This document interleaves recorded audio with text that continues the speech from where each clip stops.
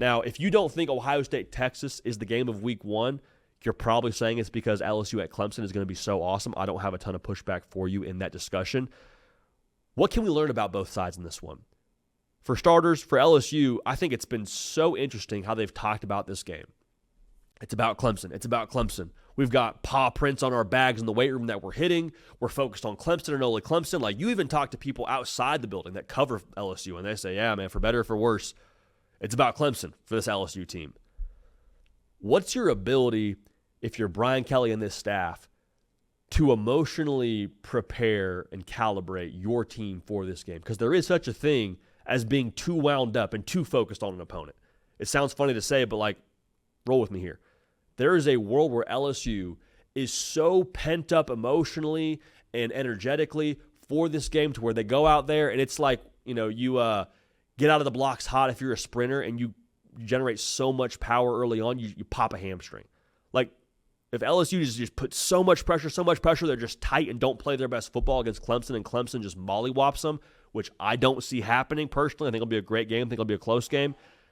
That would be on Brian Kelly. That would be on this staff. I don't think it's a talent thing necessarily between these two teams for who's going to win. I think a lot of it has to do where is LSU at emotionally relative to saying this is the Super Bowl for them for week 1. I love the lip service. I'm curious to see how it translates in practice for a team like LSU with all the talk around week 1 and all the talk, quite frankly, for them about winning a national championship internally. Not just me saying they should win the national championship. It's a lot of talk within that building as well. I digress. Other thing I want to see for LSU, can that offensive line run block how they need to run block? Because last year, Garrett Nussmeier, over 4,000 yards passing, awesome, kind of had to throw for 4,000 yards. The running game was non-existent. If LSU can get north and south in the run game enough against Clemson, I'll be like, okay, that's what I need to see. Because if you can do it against Clemson, you can do it against anybody.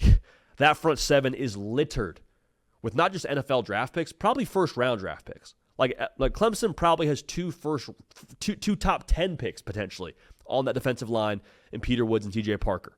Not to mention what Will Heldt could be for them up front. So if you can run the ball against Clemson, like even just enough to get me excited, I think you learn that the LSU offense is going to be real dynamic here in 2025. All right.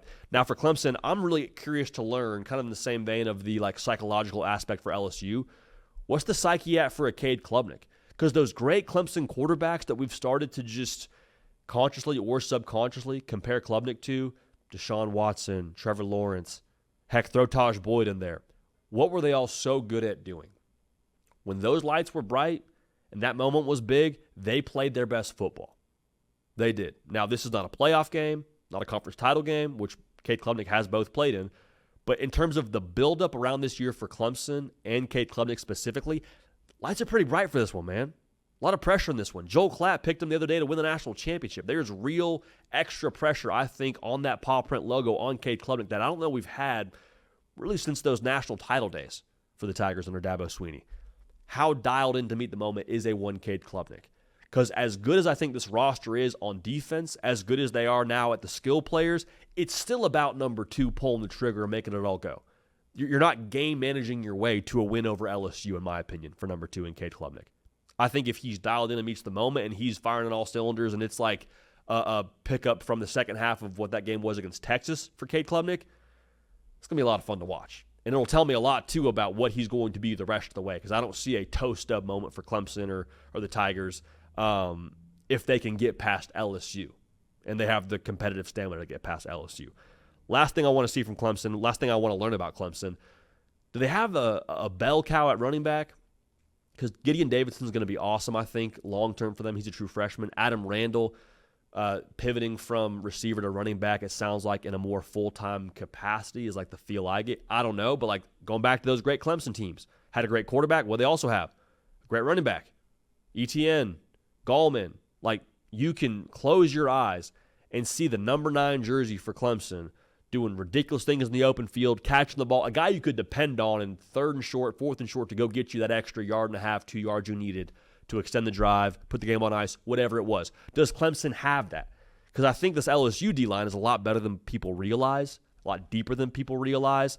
At the very least, that Blake Baker defense will play with some aggression. All right, so we're going to learn a lot about that running back room for Clemson here, I think, very early on this college football season.